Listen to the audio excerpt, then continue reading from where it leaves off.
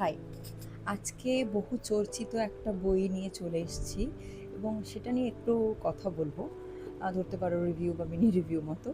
তো এটা হচ্ছে রাজনর্তকী, সৌরভ চক্রবর্তীর লেখা এবং পারুল প্রকাশনী থেকে প্রকাশিত। বইটা আমি যখন পড়েছিলাম তখন আমি কলকাতা থেকে ফিরছিলাম।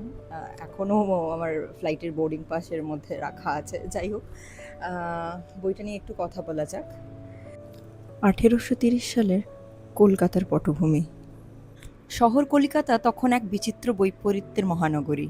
একদিকে চিতপুর আর আহিরিটোলার ঘিঞ্জি গলি, ভ্যাপসা নর্দমা আর খোলার বস্তি, যাকে সাহেবরা ঘৃণা ভরে ব্ল্যাক টাউন বা কালো শহর বলে ডাকত।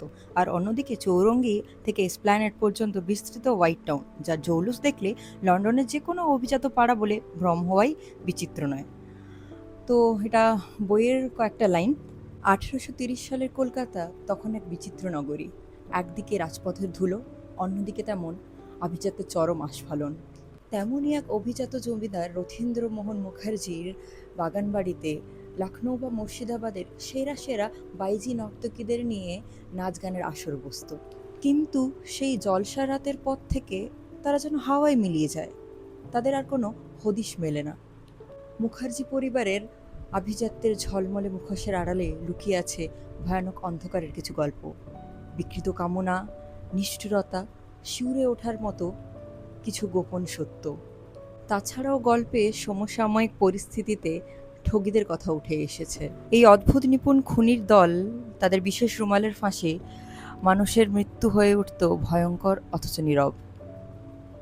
যাদের ধরা ছিল অসম্ভব, এবং এক দক্ষ British police officer William Henry Sleeman সেই অসম্ভবকে সম্ভব করে তুলেছিলেন। তার ঠগী দমনের গল্প এখানে রয়েছে। ঘটনা প্রবাহে উঠে এসেছে লর্ড বেন্টিং এবং সমসাময়িক অনেক ব্রিটিশ অফিসারদের কথা। বইটিতে রয়েছে তৎকালীন কলকাতার বাবু কালচার, জমিদার বাড়ির জাঁকজমকপূর্ণ দুর্গাপূজার বর্ণনা, এবং রয়েছে মেয়েদের অন্দরমহলের দুঃখ, তাদের কথা।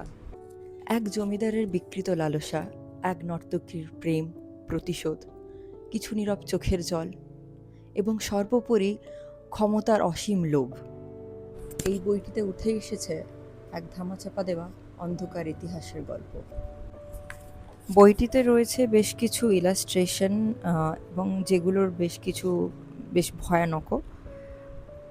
এবং বইটির শুরুতে এবং শেষে কিন্তু মেনশন করাই আছে যে প্রাপ্তবয়স্ক না হলে এই বই কিন্তু পড়া যাবে না। সুতরাং এটা ঠিক ছোটদের বই নয়।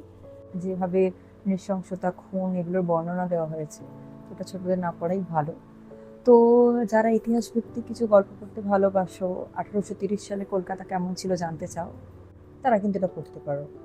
এবং যারা পড়েছো তাদের কেমন লাগলো তারা জানিও, কমেন্ট করো। Thank you.